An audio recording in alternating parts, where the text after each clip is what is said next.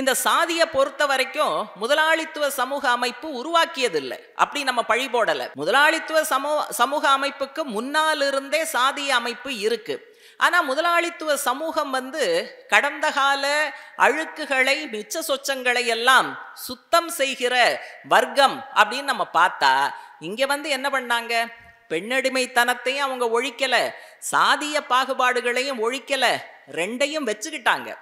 ஏன்னா இரண்டும் இருந்தால் தலித் தொழிலாளிகளை குறைவான மலிவான சம்பளம் கொடுத்து வேலை வாங்கலாம், பெண் தொழிலாளிகளுக்கு குறைவான சம்பளம் கொடுத்து வேலை வாங்கலாம், சுரண்டலை அதிகரிக்கலாம், லாபத்தை அதிகரிக்கலாம் என்று முதலாளித்துவத்தினுடைய லாப நோக்கத்தில் அவர்கள் இந்த பாகுபாடுகளை, சமூக ஒடுக்குமுறையை தக்க வைத்துக் கொள்கிறார்கள். வெவ்வேறு வடிவங்களில் அதை பயன்படுத்துகிறார்கள். எனவே முதலாளித்துவ சமூக அமைப்புல சாதியமும் பெண்களுக்கு எதிரான ஒடுக்குமுறையும் தொடர்கிறது. இதுவும் இந்த சமூகத்தினுடைய மிக மோசமான ஒரு பாதிப்பாக பார்க்கிறோம். பட்டுக்கோட்டை கல்யாண சுந்தரத்தோட காடு விளைஞ்சன்ன மச்சான், அதுல மாடா உழைச்சவன் வாழ்க்கையில பசி வந்திட காரணம் என்ன மச்சான் அப்படின்னு அந்த பெண் கேட்கும் போது, அவன் தேடிய செல்வங்கள் வேறு இடத்தில் சேர்வதனால் வரும் தொல்லையடி அப்படின்னு அந்த ஆண் பதில் சொல்லுவார். எவ்வளோ அழகா அன்னைக்கே கம்யூனிசத்தினுடைய சாராம்சத்தை பட்டுக்கோட்டை அவர்கள் அழகாக முன்வைத்திருக்கிறாருங்கிறத இப்ப நம்ம நினைச்சு பார்த்தா அவ்வளோ பிரமிப்பாக இருக்கிறது. இன்னைக்கு அந்த பாயிண்ட்டை தான் நான் சொல்லிட்டு இருக்கேன். நம்ம தேடிய செல்வங்கள் எல்லாம் தொழிலாளிகளுடைய, விவசாயிகளுடைய, விவசாய தொழிலாளிகளுடைய, மத்தியதர அலுவலர்களுடைய உழைப்பினால் விளைந்த பலன் நமக்கு வரல, வேற சில பேரோட சட்டப்பைக்குள்ள போகுது. கேரளாலாம் பார்த்தீங்கன்னா நம்மளும் தான் எல்லா ஜவுளி கடைக்கு அந்த கடைக்கெல்லாம் போகிறோம். அங்கே இருக்கிற சிப்பந்திகள், ஊழியர்கள் நின்றுக்கிட்டே தான் வேலை செய்வாங்க. நீங்கள் கர்ப்பிணி பெண்கள் நின்றுக்கிட்டே இருந்தால் கால் எப்படி வலிக்குங்கிறது எத்தனை பேருக்கு தெரியும்? அதே போல மாதவிடாய் காலத்தில் நின்றுக்கிட்டே இருந்தால் கால் துவளும், கால் கெஞ்சும். எங்கேயாவது உட்காரு, ஒரு ஸ்டூலில் கொஞ்சம் நேரம் உட்காரு, அங்கே உட்கார முடியாது. யார் இவர்களுக்கு உட்காருவது உரிமை என்று சட்டம் கொண்டு வந்ததுன்னா கேரளாவில் இருக்கக்கூடிய கம்யூனிஸ்ட் அரசு. உட்காரும் உரிமைக்காக ஒரு சட்டம். நான் ரொம்ப பழைய காலத்தை பற்றி பேசலை, ஒரு சில வருடங்களுக்கு முன்னால் எனக்கு கொடுத்திருக்கக்கூடிய தலைப்பு என்பது இந்தியாவுக்கு தேவை இடது மாடலே அப்படிங்கிற தலைப்பு கொடுக்கப்பட்டிருக்கு. அப்போ இந்தியாவில் இப்போ இருக்கக்கூடிய மாடல் பிரச்சனையாக இருப்பதால் தான் நம்ம இன்னொரு மாடலுக்கு போகிறோம். அந்த மாடல் இடது மாடலாக இருக்க வேண்டும் அப்படிங்கிற முடிவுக்கு நம்ம போகிறோம். இன்றைக்கு இருக்கக்கூடிய மாடல் என்ன மாடல்? முதலாளித்துவ மாடல். அது ஆனால் நீங்கள் செய்தி ஊடகங்களில் அதெல்லாம் சொல்ல மாட்டாங்க. சைனாவை பற்றி சொல்லும்போது சோஷலிஸ்ட் சைனாம்பாங்க. கடந்த காலத்தில் சோவியத் யூனியனை பற்றி சொல்லும்போது சோஷலிஸ்ட் ரஷ்யா அப்படின்னு ஒன்று சொல்லுவாங்க. என்னைக்காவது அமெரிக்காவை ஏகாதிபத்திய அமெரிக்கான்னு நம்மளை தவிர வேற யாராவது சொல்லி கேட்டிருக்கீங்களா? இந்தியா ஜனநாயக நாடுன்னு தான் பேசுவாங்களே ஒழிய இந்தியா முதலாளித்துவ நாடு அப்படின்னு மற்றவங்க யாரும் பேச மாட்டாங்க, நம்ம தான் பேசுவோம். அப்போ அடிப்படையில் இதன் மூலமாக இந்த சமூகத்தில் என்ன கட்டமைக்க அவர்கள் முயற்சி செய்கிறார்கள் அப்படின்னு பார்த்தா, முதலாளித்துவமும் ஏகாதிபத்தியமும் இயல்பானது, அதனால தனியா சொல்ல வேண்டிய அவசியம் இல்லை. சோஷலிசம் என்பது ஒரு மாதிரியானது. ஆகவேதான் சீனாவையும் வியட்நாமையும் கியூபாவையும் மற்ற சில நாடுகளையும் சொல்லும்போது அந்த கம்யூனிச சோஷலிச அப்படிங்கிற அடைமொழியை கொடுத்து சொல்ல வேண்டி இருக்கிறது. இப்போ மக்கள் மத்தியில் என்ன வரும்? இதெல்லாம் இயல்பானது, இதெல்லாம் என்னமோ ஒரு பயங்கரமானது அப்படிங்கிற உணர்வு, அதாவது சாதாரணமானதிலிருந்து வேறுபட்டது அப்படிங்கிற ஒரு உணர்வை ஏற்படுத்தக்கூடிய விதத்தில் தான் முதலாளித்துவம் என்கிற வார்த்தையை கூட பயன்படுத்தாமல் இன்றைக்கு ஊடகங்களும் பிரதானமான கருத்தியல் நீரோட்டங்களும் அந்த பேரை சொல்லாமல் ரகசியமாக வைத்திருக்கிறார்கள். இந்த முதலாளித்துவ பாதையில இப்போது இந்தியாவில் கடைபிடிக்கக்கூடிய பாதைங்கிறது நவீன தாராளமய பாதை அப்படிங்கிறத நம்முடைய கூட்டங்கள்ல எல்லா சமயங்கள்லையும் தொடர்ந்து சொல்லிக்கிட்டே இருக்கோம். நவீன தாராளமய பாதைனா என்ன அப்படின்னு விளக்க வேண்டிய அவசியம் இல்லை. நம்ம என்ன பார்க்கணும்னா, இந்த பொருளாதார பாதையை ஒன்றன் பின் ஒன்றாக வந்த இந்திய அரசாங்கங்கள் கடைபிடித்ததால் மக்களாகிய நமக்கு என்ன கிடைத்தது அல்லது எதை இழந்து இருக்கிறோம் அப்படிங்கிறது தான் ரொம்ப முக்கியமான விஷயம். இப்போ நவீன தாராளமய கொள்கை வந்த பிறகு கடந்த காலத்திலேயும் விலைவாசி உயர்வு இருந்தது. ஆனால் இன்றைய காலகட்டத்தில் விலைவாசி என்பது செங்குத்தாக ஏறி இருக்கிறது. சில சமயம் 1-2 காய்கறி விலை இந்த ஏப்ரல் மாதம் மே மாதம் வந்தால் 1-2 காய் ரொம்ப அதிகமாக விற்கும். அப்போ நம்ம என்ன பண்ணுவோம்னா அந்த காய்கறியை வாங்காமல் மீதி காய்கள் விலை மலிவாக இருக்கக்கூடிய காய்களை வாங்கி சமைச்சு சமாளிப்போம். ஆனால் இந்த காலகட்டத்தில் பார்த்தீங்கன்னு சொன்னால் எல்லா மளிகை பொருட்களும் எல்லா காய்கறிகளும் விதிவிலக்கு இல்லாமல் உணவுப் பொருட்கள் எல்லாமே உச்சத்தை தொடக்கூடிய ஒரு நிலைமைங்கிறது ஏற்பட்டிருக்கு. அதே போல இந்த நவீன தாராளமய பாதையை பின்பற்றுவதால் வளர்ச்சி ஏற்படுகிறது அப்படின்னு சொல்லி அந்த கொள்கையை கடைபிடிக்கக்கூடியவர்கள் எப்பவுமே சொல்லுவாங்க. ஆனா அந்த வளர்ச்சி எப்படிப்பட்ட வளர்ச்சி அப்படின்னு பார்க்கும்போது ஒரு கட்டம் வரை ஜாப் லாஸ் குரோத்தும்பாங்க, வேலை வாய்ப்புகளை இழக்க வைக்கிற, வேலை வாய்ப்புகளை இழுத்து மூடுகிற வளர்ச்சி ஒரு பக்கம் வளருது. ஜிடிபி விவரமெல்லாம் பார்த்தீங்கன்னா புள்ளி விவரம் எக்கச்சக்கமாக போகும். ஆனால் அந்த ஜிடிபி உயருவதால் நம்முடைய வாழ்க்கையில் என்ன உயருகிறது, நம்முடைய வாழ்க்கை தரம் உயருகிறதா, நம்முடைய கனவுகள் நனவாகிறதா அப்படின்னு பார்த்தா எதுவும் கிடையாது. அதனால நம்முடைய வேலை வாய்ப்புன்னு பார்த்தா ஒன்று ஜாப் லாஸு இல்லைன்னா ஜாப் லெஸ்ஸு, இந்த மாதிரியான வளர்ச்சியாக இருக்கிறது. அதே போல பொதுத்துறை இன்னைக்கு பலருக்கும் பல்லாயிரக்கணக்கான பேருக்கு வேலை கொடுப்பது பொதுத்துறை தான். ஆனால் இந்த நவீன தாராளமய கொள்கையின் காரணமாக பொதுத்துறை எல்லாமே தனியார் மயமாகுது. இப்போ தனியார் மயமானா என்ன பிரச்சனைன்னா முதல்ல வேலையில் இருப்பவர்கள் சரிபாதி வீட்டுக்கு அனுப்பப்படுவார்கள்ங்கிறது ஒரு விஷயம். ரெண்டாவது தனியார் மயமானா என்ன பிரச்சனைன்னு சொன்னால் இடஒதுக்கீடு அமலுக்கு வராது. அப்போ நம்ம பேசுகிற சமூக நீதி மற்ற விஷயங்கள்லாம் தனியார் மயமாகும் போது அதுவும் சேர்ந்து அடிபடுகிறது. இன்னைக்கு சமூக நீதி இடஒதுக்கீடு அப்படின்னு பேசுறவங்க பலரும் தனியார் துறையில் இடஒதுக்கீடு என்று கேட்பதற்கு தயாராக இல்லை. நாமும் வேறு சில கட்சிகளும் தான், தலித்திய இயக்கங்கள் தான் தனியார் துறையில இடஒதுக்கீடு வேண்டும் அப்படின்னு கேட்கிறோம். மற்றவங்க எல்லாம் பொதுவான இடஒதுக்கீடுன்னு தான் பேசுவாங்க. அப்ப இதுல நீங்க இன்னொரு முக்கியமான விஷயம் என்னன்னா, இடம் இருந்தாதானே ஒதுக்கீடு, வேலை இருந்தாதானே ஒதுக்கீடு. அப்ப கேட்கிறவங்க என்ன கேட்கணும், இடஒதுக்கீடு வேணும், ஆனா அதற்கு தகுந்தாற் போல வேலை வாய்ப்புகளை அதிகரிக்க வேண்டும். வேலை வாய்ப்புகளை குறைக்கிற இந்த பொருளாதார பாதை வேண்டாம். இதையெல்லாம் சேர்த்து சொன்னாதான் இடஒதுக்கீடுங்கிற கொள்கையை அவங்க வலுவாக முன்வைக்கிறார்கள் அப்படின்னு நம்ம புரிஞ்சுக்கலாம். பேருக்கு இடஒதுக்கீடு சமூக நீதின்னு பேசிட்டு அதுக்கு காரணமாக இருக்கிற நவீன தாராளமய கொள்கையை சரி என்று சொல்பவர்கள் அல்லது மாநிலத்தில் ஆட்சி செய்வதற்கு வாய்ப்பு கிடைத்தால் அதே பாதையை, பொருளாதார பாதையை பின்பற்றுபவர்கள் இவங்க சமூக நீதி இடஒதுக்கீடு அப்படின்னு சொல்றதுல என்ன பொருள் இருக்கும் அப்படிங்கிற கேள்வியையும் நம்ம இதோட சேர்த்து பார்க்க வேண்டி இருக்கிறது. இந்த நவீன தாராளமயம் வந்த பிறகு வேளாண் துறை, விவசாயம் மிக கடுமையாக பாதிக்கப்பட்டிருக்கு. விவசாயிகள், விவசாய தொழிலாளிகள் இரண்டு பகுதியினரும் மிக மோசமாக பாதிப்பை சந்தித்து கொண்டு இருப்பதை நம்ம புதுக்கோட்டை மாதிரியான கிராமப்புற மாவட்டத்தில் பார்த்துக்கிட்டே இருக்கோம். நம்மெல்லாம் முயற்சி பண்ணி தான் 100 நாள் வேலை திட்டத்தை கொண்டு வந்தோம், தோழர்களுக்கு தெரியும். இப்போ ஒன்றிய அரசு பட்ஜெட்டில் அதற்கு போதுமான நிதி ஒதுக்கீடு செய்யாத காரணத்தினால் புதுக்கோட்டை உள்பட பல மாவட்டங்களில் என்ன ஆவலாதி வருது, எங்களுக்கு வேலை கிடைக்க மாட்டேங்குது, அல்லது வேலை செய்தாலும் 4 மாதம் 5 மாதம் சம்பள பாக்கி என்பது வைக்கப்படுகிறது அப்படிங்கிற துயர குரல்கள் பல்வேறு இடங்கள்ல தமிழகம் உள்பட ஒலிப்பதை நம்ம பார்க்குறோம். சரி, இந்த தகவல் தொழில்நுட்ப வேலை 1000 கணக்கில் சம்பளம் கிடைக்குது, பரவாயில்ல அப்படின்னு நினைச்சா அது கழுத்து மேல தொங்குற கத்தியா தான் இருக்கு. எந்த நேரம் அதில் வேலை செய்பவர்கள் எப்போது வீட்டுக்கு அனுப்பப்படுவார்கள், கொத்து கொத்தாக 100 கணக்கில் தான் அவங்க நிறுவனங்களிலிருந்து வேலையிலிருந்து நீக்கப்படுகிறார்கள். அப்படியான ஒரு பிரச்சனையும் நமக்கு முன்னால இருக்கு.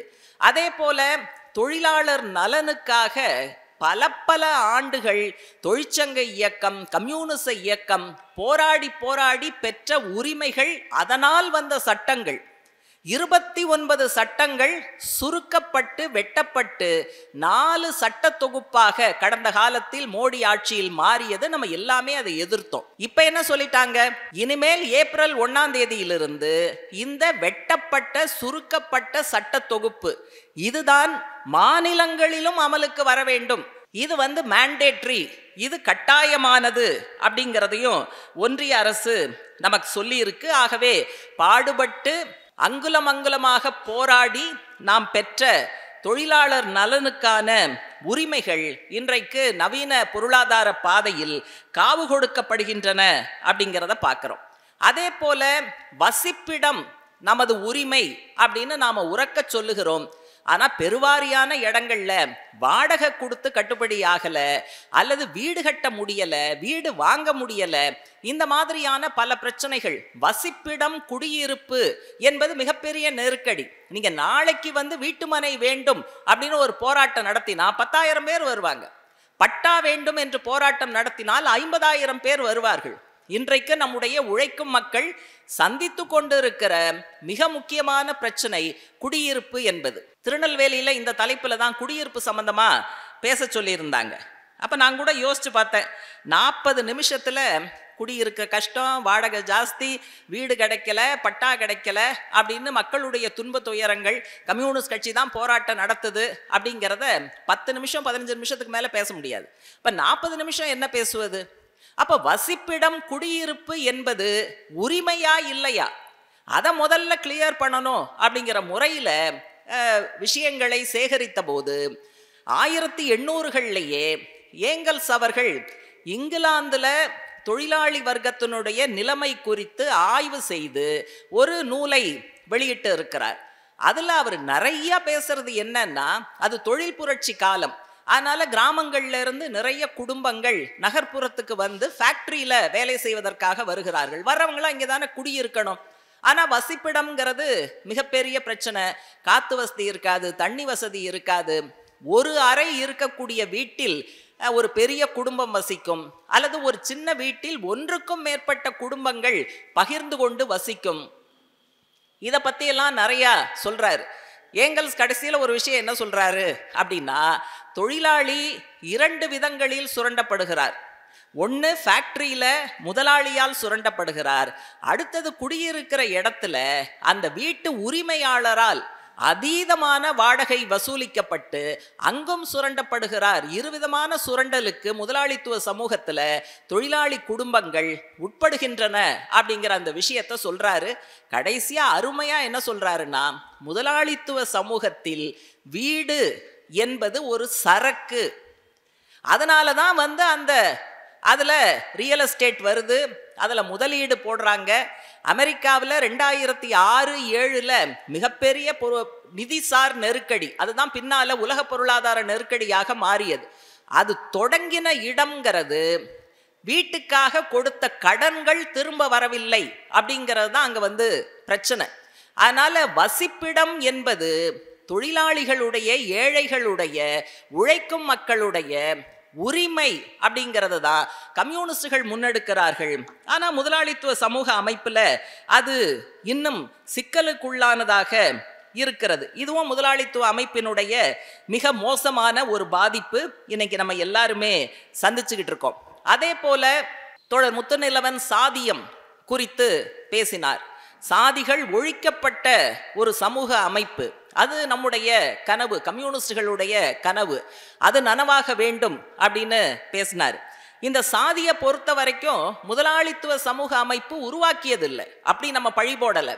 முதலாளித்துவ சமூக அமைப்புக்கு முன்னால் இருந்தே சாதிய அமைப்பு இருக்கு. ஆனா முதலாளித்துவ சமூகம் கடந்த கால அழுக்குகளை, மிச்ச சொச்சங்களை எல்லாம் சுத்தம் செய்கிற வர்க்கம் அப்படின்னு நம்ம பார்த்தா, இங்க என்ன பண்ணாங்க, பெண்ணடிமைத்தனத்தையும் அவங்க ஒழிக்கல, சாதிய பாகுபாடுகளையும் ஒழிக்கல, ரெண்டையும் வச்சுக்கிட்டாங்க.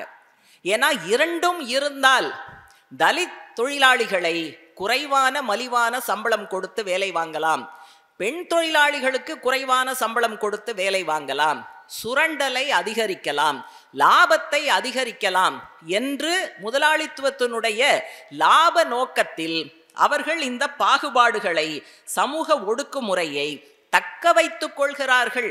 வெவ்வேறு வடிவங்களில் அதை பயன்படுத்துகிறார்கள். எனவே முதலாளித்துவ சமூக அமைப்புல சாதியமும் பெண்களுக்கு எதிரான ஒடுக்குமுறையும் தொடர்கிறது. இதுவும் இந்த சமூகத்தினுடைய மிக மோசமான ஒரு பாதிப்பாக பார்க்கிறோம். அதே போல இன்றைக்கு இருக்கக்கூடிய அரசாங்கம் அதனுடைய சித்தாந்தத்தின் காரணமாக சிறுபான்மை மக்கள், இஸ்லாமியர்கள், கிறித்துவர்கள் எந்த அளவுக்கு கொடுமைகளுக்கு உள்ளாக்கப்படுகிறார்கள் அப்படிங்கிறதையும் நம்ம பார்க்குறோம். அதே போல மாற்றுத்திறனாளிகள், திருநம்பி திருநங்கையர், வெறுப்பு அரசியல் பரவுவதால் பல்வேறு இடங்கள்ல மக்கள் மத்தியில மதத்தின் பேரால் பிளவுபடுத்தப்படுவது, பிரிவினை வருவது, இது எல்லாமே முதலாளித்துவ சமூக அமைப்பினுடைய விளைபொருளாக இருக்கிறது. அதனால தான் நம்ம என்ன சொல்றோம், இந்த மாடல் வேண்டாம். இவ்வளவு பிரச்சனைகளை அனுபவித்து கொண்டு இந்த மாடலை எதுக்காக நம்ம வச்சிருக்கணும்? இந்த பிரச்சனைகளுக்கு தீர்வு சொல்லுகிற அல்லது கடந்த காலத்தில் இந்த பிரச்சனைகளை தீர்த்து வைத்திருக்கிற ஏதாவது மாடல் இருந்தால் அதை இந்தியாவுக்கு ஏன் கொண்டு வரக்கூடாது அப்படிங்கிறது தான் சரியான கேள்வியாக இருக்க முடியும். இப்போ இந்த பிரச்சனைகளை பற்றி சொன்னால் முதலாளித்துவவாதிகள் என்ன நினைப்பாங்க, இப்போ நான் சொல்கிற மாதிரி நீங்கள் பல இடங்களில் பட்டியல் போட்டு இவ்வளவு கேவலமான முதலாளித்துவ அமைப்பு வேணுமா, அதை தூக்கி எறிஞ்சிட்டு நம்ம ஒரு புரட்சிகரமான மாற்றம் இருக்கிற சமூகத்துக்கு போகலாம் அப்படின்னா சரின்னு சொல்கிறதுக்கு நிறைய ஆள் இருக்கும். அப்படியெல்லாம் மனிதர்கள், மக்கள் நம்மோடு வந்துவிடக்கூடாது என்பதற்காக இவங்க அதுக்கு நிறைய பேர் வச்சிருப்பாங்க. இந்த தரம் நீ ஒழுங்கா இருந்தால் அடுத்த ஜென்மத்தில் உனக்கு நல்லது நடக்கும், இன்னைக்கு நீ இப்படி இருக்கிறதுக்கு காரணம் உன்னோட தலைவிதி. அப்போ எல்லாரும் சொல்லுவாங்க, என்ன தலைவிதியை நொந்துக்கிட்டு தான் இருக்கணும், என்ன பண்ணுறது? இதை சொல்வதன் மூலமாக இந்த ஜென்மத்தில் இதுதான் உனக்கு விதிக்கப்பட்டது, எனவே இதை கேள்வி கேட்காதே, இந்த ஜென்மத்தில் இந்த கஷ்டத்தை நீ பட்டுத்தான் ஆக வேண்டும், ஏன்னா போன ஜென்மத்தில் நீ செய்த பாவம், எனவே இந்த ஜென்மத்தில் உனக்கு வருகிற பாதிப்புகளை மாற்ற வேண்டும் என்று போராடாதே. அதனால இந்த போன ஜென்மம், அடுத்த ஜென்மம், சொர்க்கம், நரகம் என்றெல்லாம் பேசுகிறார்கள்னு சொன்னா கண்டிப்பாக இன்றைக்கு நாம் வாழுகிற பூமியே சொர்க்கமாக மாற வேண்டும் என்று சொல்லுகிற கம்யூனிசத்தை பின்னுக்கு தள்ளி வேற வழியே இல்லை, இது தலையெழுத்து, நம்ம அனுபவிச்சு தான் ஆகணும் என்கிற அந்த கேள்வி கேட்கக்கூடாத ஒரு மனப்பான்மையை, போராட்டத்திற்கு எதிரான ஒரு மனப்பான்மையை வளர்ப்பதற்கான முயற்சியில தான் அவங்க ஈடுபடுகிறார்கள்ங்கிறத நம்ம பார்க்கணும். இந்த முதலாளித்துவ சமூக அமைப்பு இத்தனை வருஷமா இருக்கு, நம்ம யாரும் உழைக்கலையா? இந்தியாவுக்கு வளங்கள் சேரவில்லையா? எவ்வளவு வாய்ப்புகள் இருக்கு, எவ்வளவு வளங்கள் இருக்கு. ஆனா பிரச்சனை என்ன? அந்த வளங்கள் எல்லாம் நமக்கு வந்ததா அப்படின்னு கேட்டா இல்லை. ஆனா இன்னமும் முதலாளிகள் என்ன சொல்றாங்க, தொழிலாளிகள்லாம் ஞாயிற்றுக்கிழமை வேலைக்கு வாங்க, இன்னும் நீங்க வேலை செய்யற நேரத்தை அதிகப்படுத்துங்க. இப்ப சமீபத்தில் லார்சன் அண்ட் டியூப்ரோ அந்த நிறுவனத்தினுடைய முதலாளி என்ன சொன்னார், சுப்பிரமணியம், நீங்கள் வீட்டுக்குள்ளேயே உட்காந்து புருஷன் பொண்டாட்டி மூஞ்சையும் பொண்டாட்டி புருஷன் மூஞ்சையும் எவ்வளோ நேரம் நீங்கள் உத்து பார்த்துக்கிட்டு இருப்பீங்க, பேசாமல் நீங்கள் வேலைக்கு வந்துடுங்க, ஞாயிற்றுக்கிழமை வாங்க அப்படின்னா இது என்ன சாதாரணமாக கேஷுவலாக வீட்டில் ஏன் இருக்க, வேலைக்கு வா அப்படின்னு சொல்கிற சாதாரண விஷயம் அல்ல. தொழிலாளியினுடைய வேலை நேரம் அதிகரிப்புனா சுரண்டல் அதிகரிப்பு, முதலாளியினுடைய லாபம் அதிகரிப்பு. அதனால முதலாளித்துவ கண்ணோட்டத்தில் மிகச் சரியான கருத்தை, அவருக்கு சரியான கருத்தை அனைவரும் ஏற்றுக்கொள்ளக்கூடிய விதத்தில் மிக அழகாக அவர் முன்வைப்பதற்கு முயற்சிக்கிறார் அப்படிங்கிறத நம்ம பார்க்குறோம். அப்போ என்ன ஆகுதுன்னா, ஒழன்னா எல்லாரும் உழைச்சிக்கிட்டு இருக்கோம், வரக்கூடிய பலன்கள் வேற எங்கேயோ போகுது, நமக்கு வரல. நீங்கள் பட்டுக்கோட்டை கல்யாண சுந்தரத்தோட காடு விளைஞ்சன்ன மச்சான், அதில் மாடா உழைச்சவன் வாழ்க்கையில் பசி வந்திட காரணம் என்ன மச்சான் அப்படின்னு அந்த பெண் கேட்கும்போது, அவன் தேடிய செல்வங்கள் வேறு இடத்தில் சேர்வதனால் வரும் தொல்லையடி அப்படின்னு அந்த ஆண் பதில் சொல்லுவார். எவ்வளோ அழகாக அன்னைக்கே கம்யூனிசத்தினுடைய சாராம்சத்தை பட்டுக்கோட்டை அவர்கள் அழகாக முன்வைத்திருக்கிறாருங்கிறத இப்போ நம்ம நினச்சி பார்த்தா அவ்வளோ பிரமிப்பாக இருக்கிறது. இன்னைக்கு அந்த பாயிண்ட்டை தான் நான் சொல்லிட்டு இருக்கேன். நம்ம தேடிய செல்வங்கள் எல்லாம் தொழிலாளிகளுடைய, விவசாயிகளுடைய, விவசாய தொழிலாளிகளுடைய, மத்தியதர அலுவலர்களுடைய உழைப்பினால் விளைந்த பலன் நமக்கு வரல, வேற சில பேரோட சட்டப்பைக்குள்ள போகுது. இது எப்படி இருக்கு அப்படின்னா, பானை ஓட்டை. முதலாளி நம்மளை பார்த்து என்ன சொல்றாரு? இறைச்சி தண்ணியை ஊத்து, தண்ணியை ஊத்து, தண்ணியை ஊத்துங்கிறாரு. தண்ணியை ஊத்துனா அது பூரா கீழே போகுது. கீழேன்னா வேஸ்டா போகுதுன்னு நினைக்காதீங்க. அதுக்குள்ள ஸ்ட்ரா போட்டு முதலாளி, மிராசுதாரு, பணக்கார வர்க்கங்கள் அவங்கெல்லாம் உறிஞ்சு எடுத்துக்கிறாங்க. ஆனால் அது பானையில் தங்க மாட்டேங்குது. பானையில் தங்கினா தானே நம்ம எடுத்துக்க முடியும். அந்த ஓட்டை வழியாக வெளியேறுகிறது. அப்போ இந்த ஓட்டப்பானையை தூக்கி போட்டு சுக்கலாக்கிட்டு புதிய பானை, ஓட்டை இல்லாத பானை, இறைத்து நாம் ஊற்றுகிற நீர் பானையில் நிரம்பி நிரம்பி வழிகிற அளவுக்கான பானை, அதை மாத்துறது தானே உசிதம். சாதாரணமாக குடும்பங்களில் அப்படி தானே முடிவெடுப்போம். அதை தூக்கி போடு, அந்த சட்டியை தூக்கி போட்டு வேற அந்த சந்தைக்கு போய் புது சட்டி வாங்கிக்கலாம், புது பானை வாங்கிக்கலான்னு. அப்போ சமூகத்தில் இந்த கேள்வி ஏன் நமக்கு வரமாட்டேங்குது? இவ்வளவு பிரச்சனைகளுக்கு மூல காரணமாக இருக்கிற இந்த முதலாளித்துவ சமூக அமைப்பை ஏன் கட்டிக்கொண்டு அழ வேண்டும்? ஓட்டைகள் நிறைந்த பானையில் தண்ணீரை இறைத்து ஊற்றி நமக்கென்ன லாபம், உழைப்பவருக்கு என்ன லாபம் அப்படிங்கிற கேள்வியைத்தான் இன்றைக்கு இடதுசாரிகளும் கம்யூனிஸ்டுகளும் கேட்டுக்கொண்டு இருக்கிறோம். அதனால முதலாளித்துவ சமூக அமைப்பு இப்படிப்பட்ட பிரச்சனைகளை உருவாக்குகிற இடத்தில் இருக்கிறதே தவிர இந்த பிரச்சனைகளை தீர்க்கிற இடத்தில் இல்லை என்பதை நாம் பார்க்க வேண்டும். முதலாளித்துவத்துக்கே இதனால நெருக்கடி வருது. ஒரு நெருக்கடியை தீர்ப்பதற்கு அவங்க சில முயற்சிகள் எடுத்தா இந்த நெருக்கடி தீருது, புதிய நெருக்கடி உருவாகிறது. எனவே நெருக்கடிகள் என்பது முதலாளித்துவ சமூக அமைப்பின் உள்ளார்ந்த அம்சம் என்று மார்க்ஸ் சொல்லுகிறார். இது ஏதோ வெளியிலிருந்து வர்ற பிரச்சனை இல்லை. முதலாளித்துவம் நல்ல விஷயம், அதை தப்பாக அமல்படுத்துவதால் நெருக்கடிங்கிறதல்ல. முதலாளித்துவத்தை சரியாக அமல்படுத்தினாலும் நெருக்கடி வரும். ஏன்னா இந்த சமூக அமைப்பு நெருக்கடிகளை உருவாக்கக்கூடிய உள்ளார்ந்த அம்சம் படைத்த தத்துவம் தான் இந்த முதலாளித்துவ சமூக அமைப்பு அப்படிங்கிறத நம்ம பார்க்க வேண்டியிருக்கு. அதனால்தான் பட்டுக்கோட்டை பாடும்போது தனி உடைமை கொடுமைகள் தீர தொண்டு செய்யடா, தானாய் எல்லாம் மாறும் என்பது பழைய பொய்யடா அப்படின்னு சொல்றார்.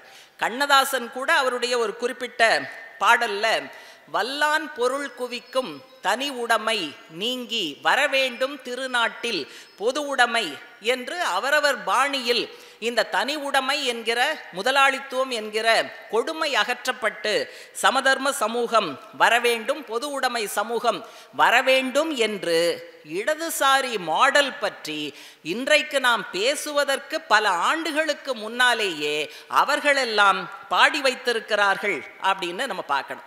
அதனால தான் ஆளை மாத்தினா சரியா போயிடும், இந்த தலைவருக்கு பதிலாக அந்த தலைவர் ஓகே, இந்த கட்சிக்கு பதிலாக அந்த கட்சி ஓகே அப்படின்னு கேட்கக்கூடாது, பேசக்கூடாது. கம்யூனிஸ்டுகள் என்ன சொல்றோம்? கொள்கை மாறுகிறதான் பாருங்க. இன்னைக்கு பல பேர் சொல்றாங்கல்ல, நாங்க தான் மாற்று, திமுக மோசம் நாங்க தான் மாற்று, பிஜேபி மோசம் நாங்க தான் மாற்று, காங்கிரஸ் மோசம் நாங்க தான் மாற்று. ஒரே ஒரு கேள்வி அவங்களை கேட்கணும், நீங்க எதெல்லாம் தப்புன்னு சொல்றீங்களோ அவர்கள் கடைபிடிக்கிற கொள்கையிலிருந்து நீங்கள் முன்வைக்கிற கொள்கை மாற்றத்தோடு இருக்கிறதா இல்லையா, நீங்க என்ன கொள்கையை வைக்கிறீங்க அப்படிங்கிற கேள்வியை கேட்டா அவர்களுடைய வண்டவாளம் தண்டவாளத்தில் மிகச் சுலபமாக ஏறும். ஏன்னா வாய்ப்பந்தல் தானே, ஜம்பம் அடிப்பது தானே, வாயில் வடை சுடுவது தானே. நான் ஆட்சிக்கு வந்தா எல்லாவற்றையும் சரி செய்து விடுவேன். முதல்ல என்னெல்லாம் பிரச்சனை இருக்குன்னு இவங்க யாருக்காவது தெரியுமா? 100 நாள் வேலை செய்யற இடத்துக்கு வந்து செங்கொடியை தவிர வேறு ஏதாவது சிங்கிள் கட்சி போயிருக்கிறதா என்று நீங்கள் யோசித்து பாருங்கள். சாதியாணவ கொலைகள் நடக்கிற இடத்தில் செங்கொடி இயக்கமும் தலித் அமைப்புகளும் தவிர வேறு யார் போறா? கண்டித்து ஒரு அறிக்கை விடுவதற்கு கூட பல அரசியல் கட்சிகள் தயாராக இல்லை. சாதி ஆணவ கொலைகளுக்கு, குற்றங்களுக்கு தனிச்சட்டம் கொண்டு வர இந்த மாநில அரசு தயாராகவில்லை. அதெல்லாம் அவர்களுடைய பார்வை சம்பந்தப்பட்ட விஷயம். சாதி குறித்த, சாதியை தேர்தலுக்கு வாக்கு வங்கியாக பயன்படுத்துகிற எந்த கட்சியும் சாதியத்தை எதிர்ப்பதற்கு முன்வர மாட்டார்கள். அப்ப அந்த மாடல் வேண்டாம், சாதியே ஒழிக்கப்பட வேண்டும் என்று சொல்லுகிற இடதுசாரி மாடல் வேண்டும் என்பதைத்தான் இன்றைக்கு நாம் முன்வைத்து கொண்டு இருக்கிறோம். இப்போ நிறையா மாடல், நான் தான் மாற்றுன்னு சொல்கிற மாடல்லாம் நீங்கள் பாருங்கள். ஒன்று இங்கே அண்ணாமலை, அங்கே மோடி, அமித்ஷா முன்வைக்கக்கூடிய இந்துத்துவ மாடல். ரெண்டாவது இந்த சாதிய அமைப்புகள் இருக்கு, பாமக மாதிரியான அமைப்புகள், அவங்க முன்வைக்கக்கூடிய மாடல் சாதிய மாடல். சீமான் மாதிரியான கட்சி அமைப்புகள் முன்வைப்பது தமிழ் தேசிய மாடல். இப்போ தாவேகா விஜய எந்த மாடல்லையாவது சேர்க்கிறதா இல்லையான்னு எனக்கு தெரியலை. அதனால் நான் ஒரு பேர் அவருடைய மாடலுக்கு என்ன அது என்னன்னே நமக்கு புரியலை. பாசிச பாயாச மாடல், பாசிச பாயாச மாடல் அது அவர் முன்வைக்கிறார். இப்போ இந்த பிஜேபி மாடல் ஹிந்துத்துவா இருக்குது பார்த்தீங்களா, இது எல்லாரும் நினச்சிக்கிறாங்க இந்துக்களுக்கு இந்த கட்சி தான் இருக்குது, வேற யார் இருக்கா, மற்றவங்கெல்லாம் முஸ்லீம் பின்னால் போகிறாங்க, கிறிஸ்தவங்க பின்னால் போகிறாங்க, இந்த ஒரு கட்சி தான் நமக்காக இருக்குது அப்படின்னு இந்து மக்கள் மத்தியில் ஒரு விவாதத்தை கிளப்பி விடுறதுல அவங்க வெற்றி அடைந்து இருக்கிறார்கள்ங்கிறத நம்ம கவலையோட பார்க்கணும். ஆனால் இது மத நம்பிக்கை சம்பந்தப்பட்டதா ஹிந்துத்வா, அதில் ஹிந்துங்கிற வார்த்தை வர்றதுனால அது ஏதோ இந்து மதத்தை உயர்த்தி பிடிப்பது அல்லது இந்து மதத்தை பின்பற்றுகிற இந்துக்களுக்கு உயர்வை அளிக்கக்கூடியது அப்படின்னு பொருள் புரிந்து கொண்டால் அது மிகப்பெரிய தவறு. இப்போ இந்த ஹிந்துத்வாங்கிற வார்த்தையை உருவாக்கினதே யாரு அப்படின்னா அது ஒரு ஸ்பெஷலிஸ்ட். நம்ம இந்த போலீஸ் அதிகாரிகள் சில பேர் என்கவுண்டரா போட்டு தள்ளிட்டு இருப்பாங்க, அவங்களுக்கு என்ன பேர் சொல்லுவோம்னா என்கவுண்டர் ஸ்பெஷலிஸ்ட்டு அப்படின்னு சொல்லுவோம். இப்போ நமக்கு இன்னொரு ஸ்பெஷலிஸ்ட்டு இருக்கார், அவர் பேர் மன்னிப்பு ஸ்பெஷலிஸ்ட்டு. யார் மன்னிப்பு ஸ்பெஷலிஸ்ட்? யார்? சாவர்கர். சாவர்கர் மன்னிப்பு ஸ்பெஷலிஸ்ட்டு.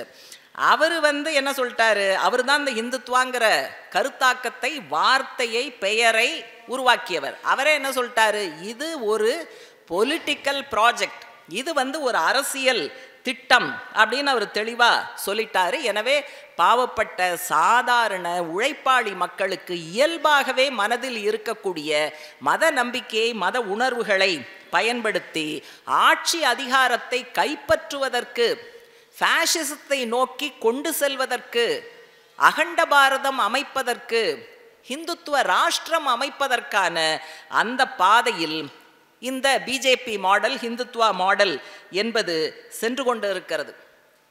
இதில் கூட ஒரு கேள்வியை நான் பல இடங்களில் கேட்பேன், இந்துக்களுக்கு ஆதரவு, இந்துக்களுக்கு ஆதரவுனா எந்த இந்துக்கு ஆதரவு? இன்னைக்கு இவங்களுடைய விவசாய கொள்கையினால ஆயிரக்கணக்கான விவசாயிகள் தற்கொலைக்கு தள்ளப்படுகிறார்கள். முன்னாலெல்லாம் விவசாயிகள் தற்கொலைன்னு மட்டும்தான் வரும், இப்போ விவசாய தொழிலாளிகள் தற்கொலைக்கு தள்ளப்படுகிறார்கள், தினக்கூலிகள் தற்கொலைக்கு தள்ளப்படுகிறார்கள். அப்ப இதுல இந்துக்களே இல்லையா?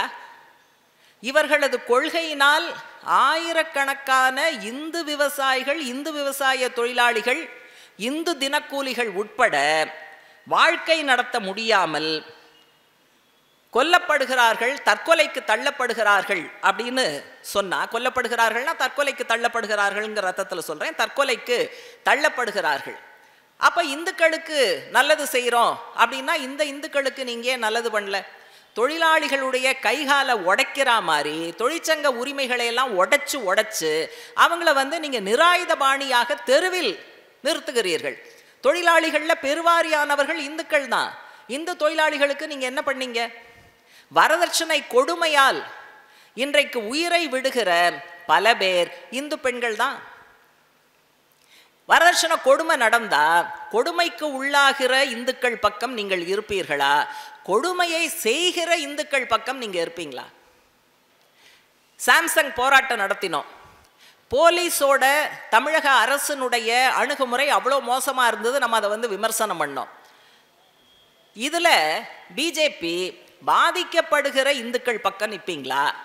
பிரச்சனை செய்கிற நிர்வாகத்தின் பக்கம் அல்லது சட்டம் ஒழுங்குங்கிற பேர்ல போராட்டத்தை ஒடுக்குகிற இந்து காவலர்கள் பக்கம் அல்லது இந்து அமைச்சர்கள் பக்கம் நீங்க நிற்பீங்களா? இந்துன்னு சொல்றதுக்கே கஷ்டமா தான் இருக்கு. ஆனா இந்துக்களுக்காக இந்த கட்சி இருக்கிறது என்கிற ஒரு மாயை உருவாக்கப்பட்டு இருக்கும் போது அதை உடைத்து நொறுக்குவதற்கு இப்படியான சில கேள்விகளை கேட்க வேண்டியிருக்கு. அதே போல பட்டியல் சமூக மக்கள் மீது இன்னைக்கு வரைக்கும் பிரச்சனை. இந்த நாட்டில் புல்லட் ஓட்டக்கூடாதா? புல்லட் ஓட்டியதற்காக தலித் இளைஞனுடைய கை வெட்டப்படுகிறது தமிழகத்தில். கபடி போட்டியில் பரிசு வாங்கியதற்காக தூத்துக்குடி தலித் இளைஞன் உடலின் பல பாகங்கள் கை விரல் உட்பட வெட்டப்பட்டு திருநெல்வேலி மருத்துவமனையில் அவர் இருக்கிறார். அப்ப நீங்க பாதிக்கப்பட்ட இந்துக்கள் பக்கம் இந்த மாடல் நிற்குமா, அல்லது இதையெல்லாம் செய்கிற ஆதிக்க சக்திகள் பக்கம் நிற்குமா? எந்த இந்துவின் பக்கம் நீங்கள் நிற்பீர்கள் அப்படிங்கிற கேள்வியை நிச்சயமாக மக்களை கேட்க வைக்காவிட்டால் இவர்கள் சொல்லுகிற அந்த புனை கதைகள், வாய்ச்சவடால்கள், வசீகரமான வசனங்கள் அனைவரையும் ஈர்க்கிற நிலைமைதான் உருவாகும். எனவே முளையிலேயே கிள்ளி எறிவதற்கு இப்படியான கேள்விகளை மக்கள் மத்தியில் நாம் கேட்க வேண்டும். கருப்பு சட்டங்களை கொண்டு வந்தது இந்த மாடல் தான். நாடாளுமன்றமே விவாதத்திற்காகத்தான் இருக்கிறது. நாட்டு மக்கள் பிரச்சனைகளை மக்கள் பிரதிநிதிகள் பேச வேண்டும் என்பதற்காகத்தான் நாட்டை ஆளுகிற நாடாளுமன்றம். ஆனா அதானின்னு ஒரு பேரை சொல்ல அங்க அனுமதி இருக்கிறதா? அல்லது இந்த மும்மொழி அப்படின்னு இவர் போற இடமெல்லாம் அமித்ஷா பேசுறாரு, அது கூடாது என்று சொல்வதற்கு தமிழக எம்பிக்களுக்கு அங்கு உரிமை இருக்கிறதா? அவங்களுக்கு பிடிக்காத சப்ஜெக்ட்னா சபாநாயகர் அனுமதிக்க மாட்டார். பார்லிமெண்ட்ல இந்த சப்ஜெக்ட் தான் பேசணும், அந்த சப்ஜெக்ட் பேசக்கூடாதுன்னு இவங்க யாரு முடிவெடுப்பதற்கு? அப்ப நாடாளுமன்றத்தில் மக்கள் பிரதிநிதிகள் பேசுவதற்கான கதவுகள் அடைக்கப்படுவதுதான், கருத்து சுதந்திரம் பறிக்கப்படுவதுதான் அவர்களது மாடலாக இருக்கிறது. உலக நாடுகளில் பசிக்கான குறியீட்டில் நம்மளை விட பெட்டரா இருக்கிற நாடு எதெல்லாம் தெரியுமா? பொருளாதார நெருக்கடியில் சிக்கி தவித்த இலங்கை, பர்மா, பங்களாதேஷ் எல்லாம் நமக்கு முன்னால இருக்கு. வல்லரசு 54 இன்ச்சு என்று பேசுகிற இந்தியா பசி என்பதற்கான குறியீட்டில் மிக மிக மோசமாக பின்னால் இருக்கிறது. ஊடக சுதந்திரம் கொடுப்பதில் மிகப்பெரிய அளவு பின்னால் இருக்கிறது. இதுதான் பிஜேபி முன்வைக்கக்கூடிய கார்ப்பரேட்டுகளுக்கு ஆதரவான, உழைக்கும் மக்களுக்கு எதிரான, எதிர்த்து போராட முன்வருபவர்களை மதத்தை சொல்லி பிரிக்கிற அப்படிப்பட்ட மாடல். இது கண்டிப்பாக 100% முழுமையாக நிராகரித்து ஒதுக்கப்பட வேண்டும் அப்படிங்கிறதையும் சொல்லணும். மற்ற மாடல் எல்லாம் பாசிச பாயாச மாடல்ல இருந்து மற்ற மாடல் எல்லாமே ஒரே கேள்விதான். நீங்கள் கடைபிடிக்கக்கூடிய பொருளாதார கொள்கை என்ன? நீங்க கூடாதுன்னு சொல்ற கட்சி கடைபிடிக்கிற கொள்கையிலிருந்து உங்க கொள்கை எந்த அளவில் மாற்றம் பெற்று இருக்கிறது அப்படிங்கிற கேள்வியை கேட்டாலே போதும். அது மாற்று கொள்கை அல்ல, அவர்கள் கடைபிடிக்கிற கொள்கையைத்தான் இவர்களும் கடைபிடிப்பார்கள். ஆனால் ஆட்சிக்கு அவர்களுக்கு பதிலாக இவர்கள் வர வேண்டும். ஆனால் ஆட்சியை பிடிக்கிற நோக்கம்தான் இந்த மாடலுக்கு பின்னால் இருக்கிறதே ஒழிய மாற்று கொள்கையை, மாற்று பொருளாதார பாதையை, மாற்று அரசியலை முன்வைத்து மக்களுக்கு நன்மை செய்வதற்காக இல்லை அப்படிங்கிறத பார்க்கணும். இப்போ திராவிட மாடல் மிக அதிகமாக பேசப்படுகிறது. இப்போ திராவிட மாடலை நம்ம மற்ற மாடலோட ஒப்பிட முடியாது, நான் ஒப்பிடவும் இல்லை. ஆனால் நீங்கள் திராவிட மாடலில் 2 பகுதி இருக்குது. அதனுடைய சமூக உள்ளடக்கம், இன்னொன்று பொருளாதார உள்ளடக்கம். சமூக உள்ளடக்கத்தில் அனைவருக்கும், அனைத்து சாதிக்கும் கல்விங்கிறது இருக்குது, அனைத்து சாதியும் அர்ச்சகராகலாம்ங்கிறது இருக்குது. சமூக உள்ளடக்கத்தில் இடஒதுக்கீடு இருக்குது, சமூக உள்ளடக்கத்தில் பெண் கல்விங்கிறது இருக்குது. அவங்க சமூக உள்ளடக்கத்தில் சமூக நீதி என்ன அமலாகுதுங்கிறது வேற விஷயம். ஆனால் அந்த உள்ளடக்கத்தில் இதுவெல்லாம் இருக்கிறது, இது பாராட்டப்பட வேண்டிய விஷயம். ஆனால் பொருளாதார உள்ளடக்கம், திராவிட மாடல் முன்வைக்கிற பொருளாதார உள்ளடக்கம் நவீன தாராளமய கொள்கை தான். அதில் எந்த மாற்றமும் கிடையாது. எனவே திராவிட மாடலின் பொருளாதார உள்ளடக்கத்திலிருந்து நாம் மாறுபட்டு நிற்க வேண்டி இருக்கிறது என்பதையும் திராவிட மாடல் சம்பந்தமாக நான் முன்வைக்க விரும்புகிறேன். இப்போ ஒரு சில உதாரணங்கள், இடது மாடல் மற்றதுக்கு மாற்றாக முன்வைக்கக்கூடிய ஒரு சில விஷயங்களை நான் சொல்ல விரும்புகிறேன். ஒன்று, இன்னைக்கு பல பேர் வந்து நிலம் பற்றி பேசுவதே கிடையாது. நம்ம செய்ய போற மக்கள் ஜனநாயக புரட்சியினுடைய மையம் விவசாய புரட்சி. ஆகவே கிராமப்புறத்தில் நிலம் சம்பந்தமாக தீவிரமான நிலச்சீர்திருத்தம் இல்லாமல், நிலங்கள் பிரிக்கப்பட்டு நிலமற்றவர்களுக்கு பிரித்து கொடுப்பது நடக்காமல் நீங்க முன்னேற்றம்ங்கிறது கிராமப்புறத்தில் வர்றதுக்கு வாய்ப்பே இல்லை. மற்ற யாரும் நிலம் பற்றி பேசாத போது நிலம் எங்கள் உரிமை என்பதை முன்வைக்கக்கூடிய மாடலாக நம்முடைய மாடல் என்பது இருக்கிறது. அரிட்டாப்பட்டி பிரச்சனை உங்க எல்லாருக்கும் தெரியும். டங்ஸ்டன் என்பது ரொம்ப அரிய கனிம வளம். அதை வந்து வேதாந்தா நிறுவனத்துக்கு குத்தகைக்கு விடுகிற ஏற்பாடு நம்முடைய எம்பி சு வெங்கடேசன் தான் முதல்ல அதை வந்து அம்பலப்படுத்தினார். சிபிஎம் சார்பாக மிகப்பெரிய போராட்டம் நடந்தது. டிஒய்எஃப்ஐ சார்பாக ஒரு எழுச்சியான நடைபயணம் நடந்தது. அதுக்கு பிறகு அந்த உள்ளூர் மக்களே 10,000 அவர்கள் ஒன்று சேர்ந்து அவங்களும் ஒரு நடைபயணம், ஊர்வலம், எதிர்ப்பு இதெல்லாம் தெரிவித்த பிறகு இன்றைக்கு ஒன்றிய அரசு அதிலிருந்து, அந்த முடிவிலிருந்து பின்வாங்க வேண்டி வந்தது. இது உங்க எல்லாருக்கும் தெரியும். இதில் நம்ம கவனிக்க வேண்டிய பிரச்சனை என்ன? திமுக அரசாங்கம் வந்து அதை முழுமையாக எதிர்த்தார்கள். சட்டப்பேரவையில் ஏகமனதான ஒரு தீர்மானத்தை கொண்டு வந்தார்கள். வேற எங்கேயும் பிஜேபி அல்லாத கட்சிகள் ஆளக்கூடிய மாநிலங்களில் கூட சட்டப்பேரவையில் இந்த மாதிரியான ஒரு தீர்மானம் கொண்டு வரப்படுமா நமக்கு தெரியாது. இங்கே பண்ணாங்க. இது வந்து நல்ல விஷயம். ஆனால் அவங்க முன் வச்ச பாயிண்ட் என்ன? நாங்கள் மாநில அரசு குத்துக்கல்லாட்டம் இருக்கோம், எங்களை கேட்காம எங்களை பைபாஸ் பண்ணிட்டு நீங்கள் பாட்டுக்கு நேரடியாக கொடுப்பீங்களா அப்படிங்கிறது தான் கேள்வி. ஆனால் சிபிஎம் எந்த காரணத்தினால் இதை எதிர்த்தது? அரிய கனிம வளங்கள் மக்களுக்கு சொந்தம். அப்படியானால் மக்களின் கார்டியனாக, பாதுகாவலராக இருக்கக்கூடிய அரசின் கையில், அதாவது தேசியமயமாக்கப்படணுங்கிறது நாம மட்டும்தான் வச்சிருக்கோம். அரிய கனிம வளங்கள் தனியாருக்கு குத்தகைக்கு விடப்படக்கூடாது, ஏற்றுமதிக்கு அனுப்பக்கூடாது. அது இந்த நாட்டினுடைய மக்களுடைய வசதிக்காக பயன்படுத்தப்பட வேண்டும். அதனால கனிம வளங்கள் அரசின் கையில் இருக்க வேண்டும் அப்படிங்கிற ஒரு நிலைப்பாட்டை தோழர்களே யோசிச்சு பாருங்க. எவ்வளவு ஆழமான நிலைப்பாடு, எவ்வளவு தொலைநோக்கு பார்வையோடு வந்திருக்கக்கூடிய நிலைப்பாடு இது. சிபிஎம் தவிர வேறு எந்த அரசியல் கட்சிக்கும் இப்படியான நிலைப்பாடு இல்லை. அதே போல வரி, இப்போ நம்ம விலையை குறை, எங்கள் மேலே வரி போடாத, ஜிஎஸ்டியை குறை அப்படின்லாம் கேட்டால் உடனே என்ன சொல்லுவாங்க? நீங்கள் ஆட்சிக்கே வராதவங்க, நீங்கள் இந்த பேச்சு பேசுகிறீங்க, ஆட்சியில் இருக்கிறவங்களோட கஷ்டம் உங்களுக்கு தெரியுமா? எங்கள் கஜானாவுக்கு காசு வர வேண்டாமா? வரி போட்டால் தானே காசு வரும் அப்படின்னா அந்த கஷ்டப்படுறவங்களே ஆமாம் இல்லை, கரெக்டு தானே, வரி போட்டால் தானே வந்து காசு வரும். நம்ம வரி கொடுக்காம அப்புறம் யார் அரசாங்கத்துக்கு கொடுப்பா? அப்புறம் நம்ம கேட்குற திட்டங்களுக்கே அரசாங்கம் எப்படி காசு கொடுக்கும், நிதி ஒதுக்கும்? இப்படியெல்லாம் வந்து பாதிக்கப்பட்டவர்களையே பாதிப்பை ஆதரித்து பேச வைக்கக்கூடிய திறமைசாலிகள் இன்னைக்கு ஆட்சியில் இருக்காங்க. நம்ம என்ன சொல்கிறோன்னா, கம்யூனிஸ்டுகள் வந்து வெறுமனே வரியை குறை, ஜிஎஸ்டியை குறை, விலைவாசியை குறை என்று மட்டும் சொல்லவில்லை. என்ன வரி போட வேண்டும்? உங்கள் கஜானாவுக்கு காசு வரணும், அவ்வளோதானே. எங்கள் மேலே வரி போடாத, அதற்கு பதிலாக செல்வ வரி, வெல்த் டேக்ஸ் போடு. ரொம்ப பழைய காலத்தில் இருந்தது, அது நிறுத்தப்பட்டு விட்டது. எனவே செல்வ வரி என்பதை மீண்டும் கொண்டு வாருங்கள்.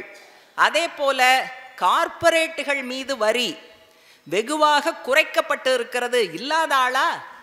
அதானியும் அம்பானியும் அடுத்த வேளை சோத்துக்கு அல்லல் படுறவங்களா? அம்பானி வீட்டு கல்யாணம் நடந்ததுங்க.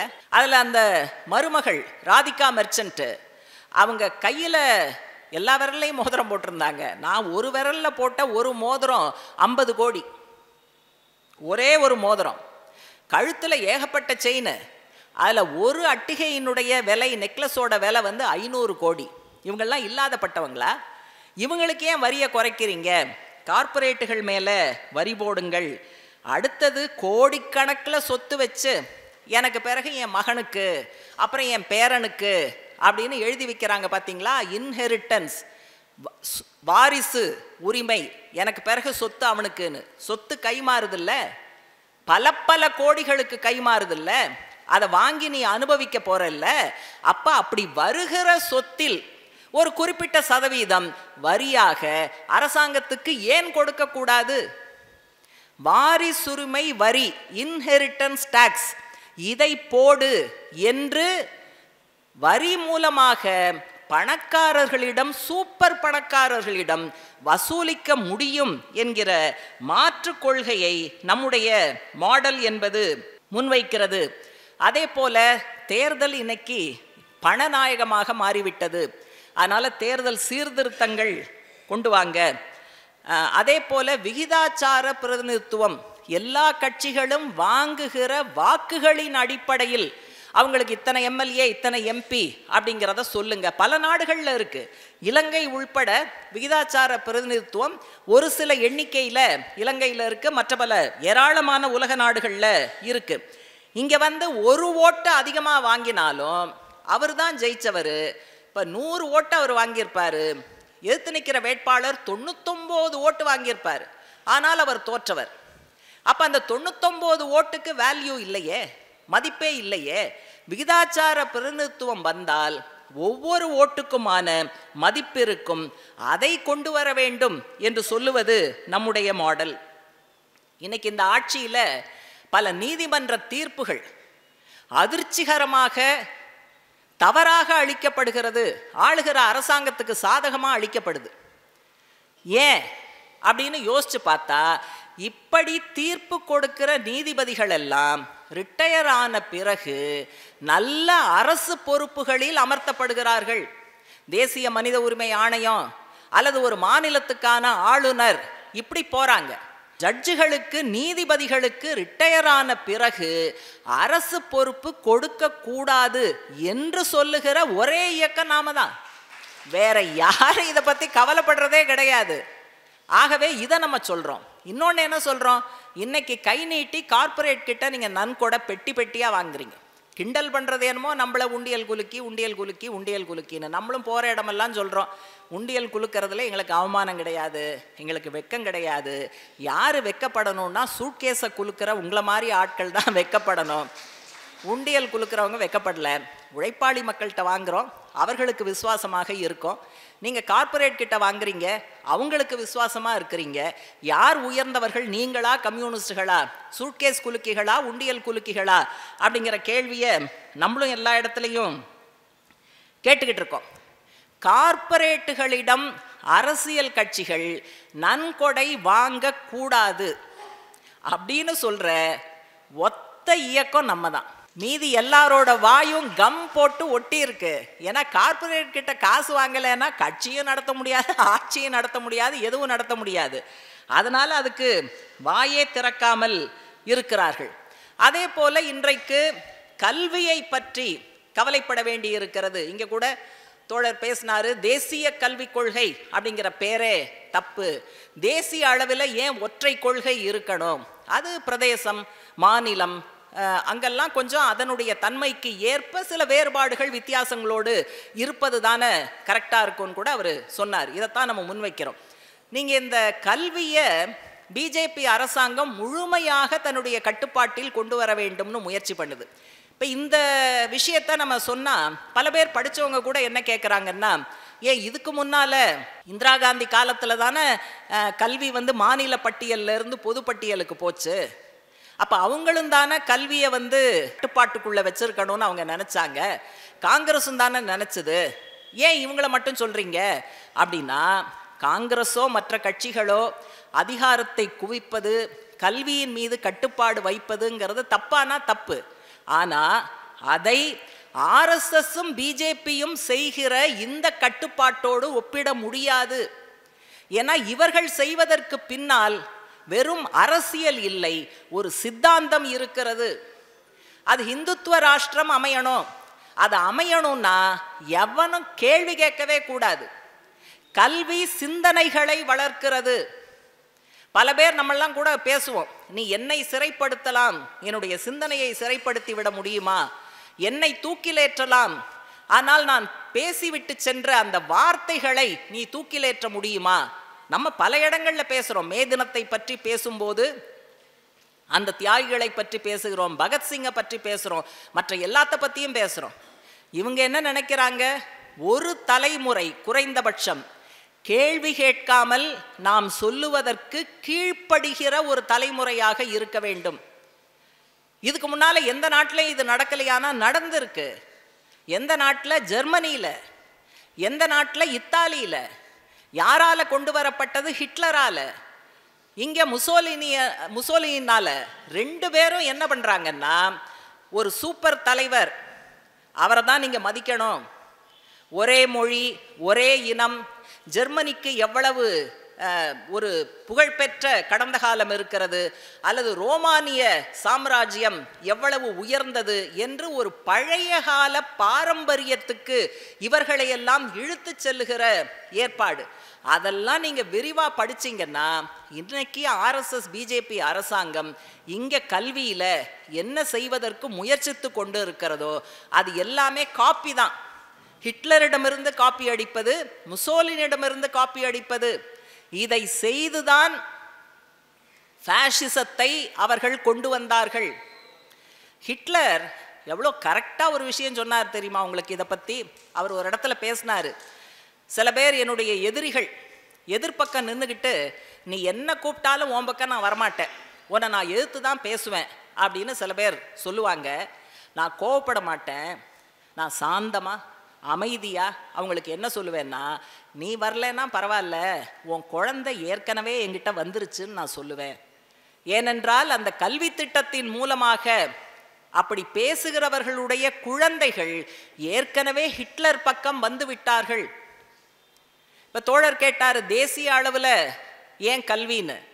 முசோலினி தேசிய அளவில் கல்விக்கென்று ஒரு அமைச்சகம் வைத்திருந்தார், நேஷனல் எஜுகேஷன் மினிஸ்ட்ரி.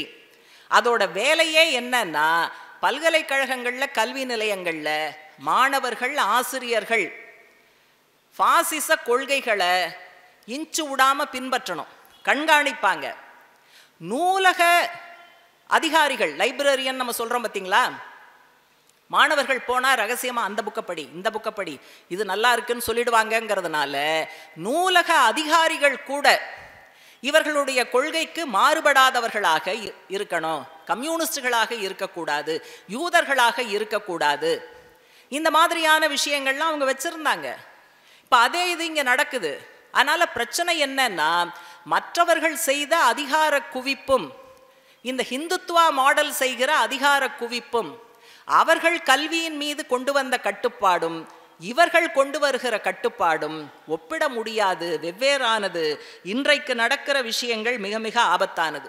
எனவே கல்வி இலவசமாக அனைவருக்கும் கிடைக்க வேண்டும், முற்போக்கு விழுமியங்கள் அதில் இருக்க வேண்டும், சமத்துவம் அதில் பிரதிபலிக்க வேண்டும், அறிவியல் பார்வை அதில் வர வேண்டும் என்று சொல்வது இடதுசாரி மாடல். இதற்கு நேரெதிராக மற்ற மாடல்கள் இருக்கிறது என்பதையும் நம்ம பார்க்கணும். கடைசியாக ஒரு விஷயத்தை இந்த இடது மாடலில் நான் பேசாமல் முடிச்சுவிட முடியாது. அது நம்முடைய கட்சியினுடைய திட்டத்தில் அருமையாக ஒரு வாசகம் என்ன எழுதி வச்சுருக்கோன்னா, குடும்ப கட்டமைப்பு ஜனநாயகப்படுத்தப்பட வேண்டும். தோழர்களே, இது லேசான விஷயம் இல்லை. எத்தனை பேர் கட்சி திட்டம் படிச்சிருக்கீங்க, எத்தனை பேர் இந்த வரியை படிச்சிருக்கீங்க அப்படிங்கிறது எனக்கு தெரில. ஆனால் குடும்பத்தை பற்றி யாருமே பேச மாட்டாங்க.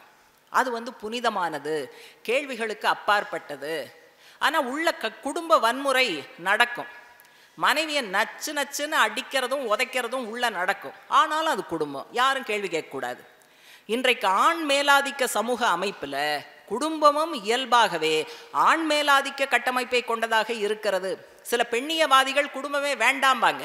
ஆனால் நம்ம என்ன சொல்கிறோம், குடும்பம் வேணும், ஆனால் ஜனநாயகப்படுத்தப்பட்ட குடும்பமாக, பாலின சமத்துவத்தை உறுதி செய்யக்கூடிய குடும்பமாக இருக்கணும் அப்படிங்கிறத நம்ம சொல்கிறோம். அதே மாதிரி பெண்கள் குடும்பத்தில் செய்யக்கூடிய வீட்டு வேலைகள், வேற எந்த அரசியல் கட்சியும் பெண்கள் வீட்டில் செய்கிற வேலையை பற்றி ஒரு வார்த்தை கூட பேசுவது கிடையாது. ஆனால் நம்ம கட்சி திட்டத்தில் என்ன எழுதி வச்சுருக்கோம், வீட்டு வேலைகளுக்கு அது பெண்கள் மட்டுமே செய்வதாக சுமத்திவிடக்கூடாது, அதற்கு உரிய ஆதரவு நடவடிக்கைகளை அரசாங்கம் எடுக்க வேண்டும். புரட்சி வந்ததுக்கு பிறகு சோவியத் யூனியனில் என்ன பண்ணாங்க, மலிவு விலை உணவகம், மலிவு விலை சலவையகம், குடியிருப்பு பகுதியிலையும் வேலை செய்யக்கூடிய பகுதியிலையும் சிறப்பான குழந்தை காப்பகம் இதெல்லாம் வந்ததுனால தான் பெண்கள் அனைத்து துறைகளிலும் முத்திரை பதிக்க முடிந்தது. இங்க வந்து கணவன் செய்யணுமா மனைவி செய்யணுமா அப்படிங்கிறதே வேண்டாம். எதுக்கு நம்ம செய்யணும்? அரசாங்கம் அந்த பொறுப்பை எடுத்துக்கொள்ள வேண்டும். அப்பதான் கணவனும் மனைவியும் சமூக உழைப்புல தங்களை தாங்களே ஈடுபடுத்தி கொள்ள முடியும், பொழுதுபோக்க முடியும், அரசியலுக்கு வர முடியும், அறிவியலுக்கு செல்ல முடியும். இதை பற்றிய ஒரு அருமையான விஷயம் நம்முடைய கட்சி திட்டத்தில் தான் இருக்கு. இதுதான் நம்ம வந்து இடது மாடல் அப்படிங்கிறத மிக பெருமையாக நாம் முன்வைக்கிறோம். ஒரு உன்னதமான பொன்னுலகம், சோஷலிச சமூக அமைப்பு. இது வெறும் வார்த்தை அல்ல, இது வெறும் கனவல்ல, இது வெறும் ஆரூடம் அல்ல. உலகத்தில் 1/3 பகுதியில் முழுக்க முழுக்க செங்கொடி பறந்த காலம் ஒன்று உண்டு. அந்த செங்கொடி பறந்த இடத்தில் மனிதர்களுடைய அடிப்படை பிரச்சனைகள் தீர்க்கப்பட்ட நிலைமை என்பது உண்டு. ஆகவே தான் நம்ம என்ன சொல்றோம்? வெறும் காத்துல நம்ம பேசல, வெற்றிடத்துல நின்று பேசல, சூனியத்துல நின்று பேசல. கடந்த கால அனுபவத்தின் அடிப்படையில் சோஷலிச சமூக அமைப்பு, நாம் சொல்லுகிற இடது மாடல் வந்தால் இப்படியான சில பிரச்சனைகளை தீர்க்க முடியும்னு சொல்றோம். எதுக்கெடுத்தாலும் நீங்க வந்து சீனா, வியட்நாம், கியூபா, ரஷ்யாங்கிறீங்க, இங்க என்ன அப்படிங்கிற கேள்வி வரும். மேற்கு வங்கம், திரிபுரா, கேரளா இங்கெல்லாம் மிகச்சிறப்பான நடவடிக்கைகள். ஒரு மாநில அரசுக்கு என்ன உரிமை இருக்கும், எவ்வளோ பெரிய அதிகாரம் இருக்கும், எல்லாம் மத்தியில் கூஞ்சு கிடக்கு. இருந்தாலும் பட்டா வழங்குவது, பெண்கள் பேரில் வழங்குவது. கேரளாலாம் பார்த்தீங்கன்னா நம்மளும் தான் எல்லா ஜவுளி கடைக்கு அந்த கடைக்கெல்லாம் போகிறோம்.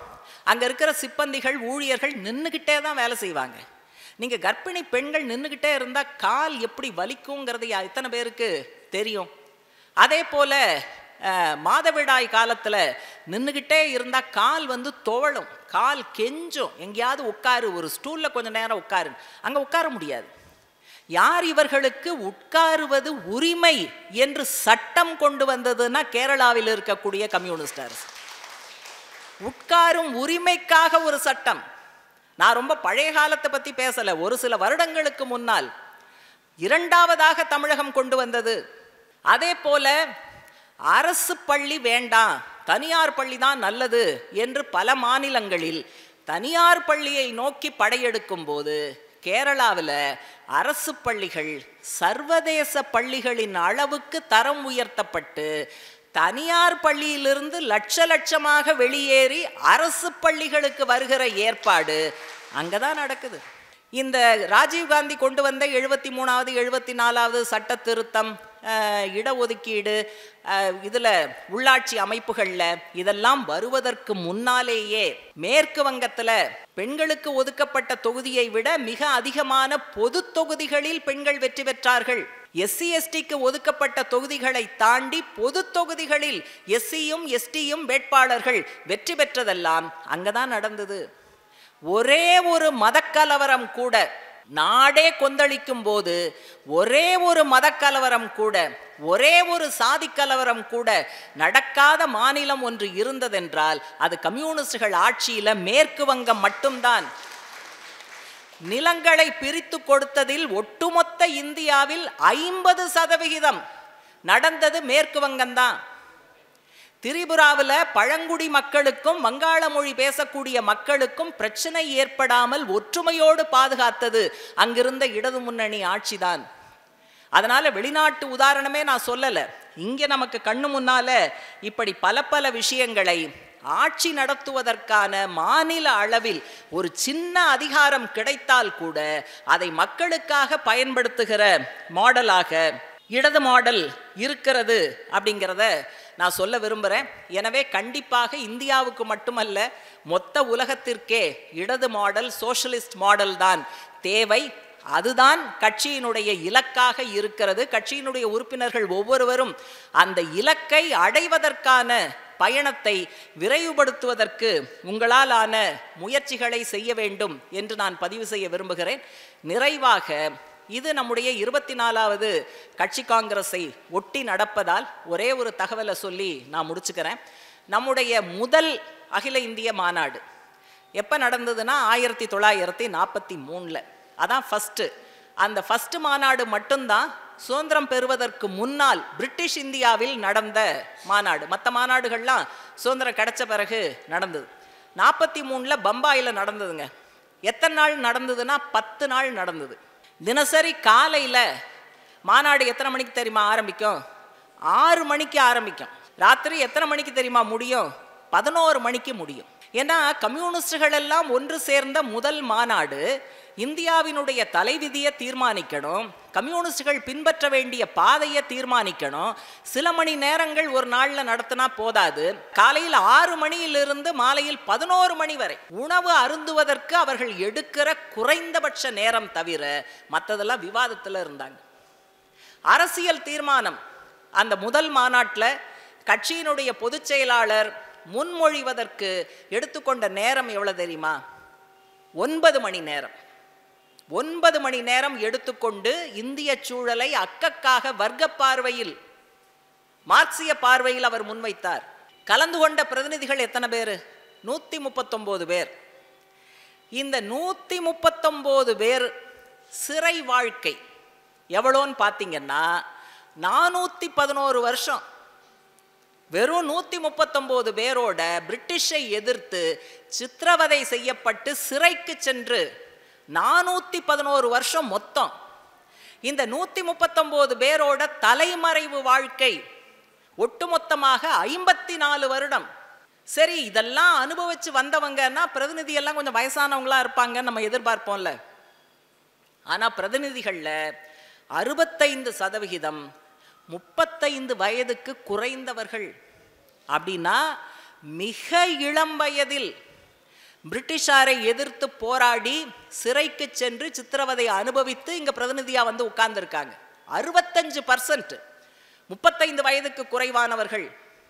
அப்படின்னா அந்த இளம் கம்யூனிஸ்டுகள் அவங்க வாழ்க்கையில எத்தனையை இழந்திருப்பார்கள். ஒரு பொன்னுலகம் வேண்டும், இந்தியாவை மாற்றி அமைக்க வேண்டும் அப்படின்னு எதிர்பார்த்து தானே அவங்க அதை பண்ணியிருக்காங்க. இன்னைக்கு விஜய் பின்னால கூட்டத்துக்கு 1.5 லட்சம் பேர் போறாங்க. இந்த 1.5 லட்சம் பேர் பின்புலத்தை எடுத்துக்கங்க, அந்த 1 லட்சம் பேர் பின்புலத்தை எடுத்துக்கங்க. நம்முடைய மாநாட்டுக்கு வந்த 139 பேரோட பின்புலத்திற்கு ஒரு அங்குலமாவது அருகில் வர முடியுமா? அப்பேற்பட்ட மகத்தான பாரம்பரியத்தின் தொடர்ச்சியாக இந்த 24வது மாநாட்டை சந்திக்க இருக்கிறோம். உங்களுக்கான நிதி கோட்டா இருக்கிறது. கொடியேற்றி பிரச்சாரம் செய்து முடித்திருப்பீர்கள். அடுத்து 23ஆம் தேதி பகத்சிங் சுகதேவ் ராஜகுரு நினைவு தினத்தன்று செந்தொண்டர் அணிவகுப்பு மாவட்ட வாரியாக நடக்க இருக்கிறது. அடுத்து 6ஆம் தேதி அங்கு நடக்கிற பொதுக்கூட்டத்திற்கு லட்சக்கணக்கில் வர வேண்டும். மற்றவங்கள்லாம் வந்து பொலிட்டிக்கல் ஸ்ட்ராட்டஜிஸ்ட் வச்சு கோடிக்கணக்கில் செலவழித்து காசு கொடுத்து அழைத்து வருகிறார்கள். மாற்று அரசியல், மாற்று கொள்கை என்று பேசுகிற நாம் கூட்டம் சேர்ப்பதிலும் ஒரு மாற்று பாதையை தான் பின்பற்ற வேண்டும். அந்தந்த தோழர்கள் குடும்பத்தோடு வர வேண்டும், குடும்பத்தோடு வர வேண்டும். ஒரு கட்சி உறுப்பினர்னா 1+1 கட்சி உறுப்பினருடைய இணையர். ஆண் கட்சி உறுப்பினராக இருந்தால் மனைவியை கூட்டுவாங்க, மனைவி கட்சி உறுப்பினராக இருந்தால் கணவரை அழைத்து வரட்டும். முடிஞ்சா 1+2 1+3 ஆக்குங்க. அது குழந்தைகளாக இருக்கலாம், உறவினர்களாக இருக்கலாம், உங்கள் நண்பர்களாக இருக்கலாம், வர்க்க வெகுஜன அமைப்பினுடைய முன்னணி தோழர்களாக இருக்கலாம், அல்லது நம்முடைய அரசியல் எதிரிகளாக கூட இருக்கலாம். வந்து தான் பாருங்களேன், உங்க கூட்டத்தில் என்ன பேசுறாங்க, எங்க கூட்டத்தில் என்ன பேசுறாங்கன்னு பாருங்க என்று அவர்களை அழைத்து வரலாம். எனவே புதுக்கோட்டைக்கு பொதுக்கூட்டத்திற்காக கொடுக்கப்பட்ட அந்த இலக்கை தோழர்கள் நிறைவு செய்ய வேண்டும். ஒரு 15,000 பேர் பங்கெடுக்கக்கூடிய, 25,000க்கு பிளான் பண்ணியிருக்கோம், பங்கெடுக்கக்கூடிய செந்தொண்டர் பேரணி மதுரையை குலுக்க இருக்கிறது. அந்த மதுரை குலுங்குகிற குலுக்கலில் புதுக்கோட்டைக்கும் ஒரு பங்கு கண்டிப்பாக இருக்க வேண்டும். எனவே செந்தொண்டர் அணிவகுப்பு, செந்தொண்டராக வருபவர்கள் இளைஞர்களாகத்தான் இருக்க வேண்டும் என்கிற அன்பான வேண்டுகோளை நான் முன்வைக்கிறேன். இப்போ எனக்கு கூட தான் ஆசையாக இருக்குது. வயதானவர்களுக்கு ஆசை இருக்கலாம், வேணும்னா எங்களை மாதிரி ஆட்களுக்கு தனியாக கூட ஒரு செந்தொண்டர் பேரணி நம்ம நடத்திக்கலாம். ஆனால் இந்த பேரணியில் இளைஞர்கள், இளம் பெண்கள் மிடுக்காக வர வேண்டும். இப்போ கூட சீருடை என்ன அப்படின்னு பேசினாங்க. ஆண்களுக்கு என்ன சீருடையோ அதுதான் பெண்களுக்கும், 2 பேரும் அந்த சீருடை போடட்டும், ஒன்றும் குறையாது அப்படின்னு சொல்லிட்டோம். அதே மாதிரி உள்ள அரங்கத்துக்குள்ள தொண்டர்களாக இருப்பவர்கள், ஆண்கள் வந்து ரெட் ஷர்ட்டும் காக்கி பேண்ட்டும், பெண்கள் என்ன பண்ணலாம், என்ன கலர் புடவை, என்ன கலர் ப்ளவுஸு அப்படின்னு என்கிட்ட கேட்டாங்க. புடவையே கூடாதுன்னு நான் சொன்னேன். அடுத்தது வந்து அப்போ சுடிதார் போடலாமான்னாங்க. சுடிதார் போடுறவங்க சுடிதார் போடட்டும், அல்லது நாங்கள் பேண்ட் ஷர்ட் போடுவோம் அப்படின்னு சொல்கிறவங்க பேண்ட் ஷர்ட் போட்டு பெண்கள் அந்த அரங்கத்தில் தொண்டர்களாக பணியாற்ற வேண்டும். இதை நான் சொன்ன உடனே அடுத்தது அந்த தோழருக்கு ஒரு சந்தேகம் வந்தது. புடவை தவிர வேறு எதையும் கட்ட மாட்டேன்னு யாராவது சொன்னா அவங்களோட ஃபோன் நம்பரை எனக்கு கொடுங்க, நான் ஃபோன் பண்ணி பேசுகிறேன்னு சொல்லியிருக்கேன். அதனால் இந்த புடவையை சுற்றிக்கிட்டு அங்கே வந்து இப்படி பிடிச்சிக்கிட்டு அப்படி பிடிச்சிக்கிட்டு தண்ணி கொடுக்க தடுமாறிக்கிட்டு வேகமாக நடக்கிறதுக்கு கஷ்டப்பட்டுக்கிட்டு ஏதோ இந்த மாநாட்டிலையாவது எல்லாரும் ஃப்ரீயாக இருப்போம், மற்ற நேரத்தில் எல்லாம் பேண்ட் ஷர்ட் போட்டு வந்தால் நீங்கள் என்ன சொல்லுவீங்கன்னு தெரில. குறைஞ்சபட்சம் தொண்டராக இருக்கும்போது, செந்தொண்டராக இருக்கும்போது நம்முடைய பெண்கள் அந்த சுதந்திரத்தை அனுபவிக்கட்டும் அப்படிங்கிறத நான் சொல்லியிருக்கேன். அதனால் மிக எழுச்சியாக மிகச்சிறப்பாக அந்த மாநாடு நடக்கணும், உங்களுடைய பங்களிப்புங்கிறது இருக்கணும்.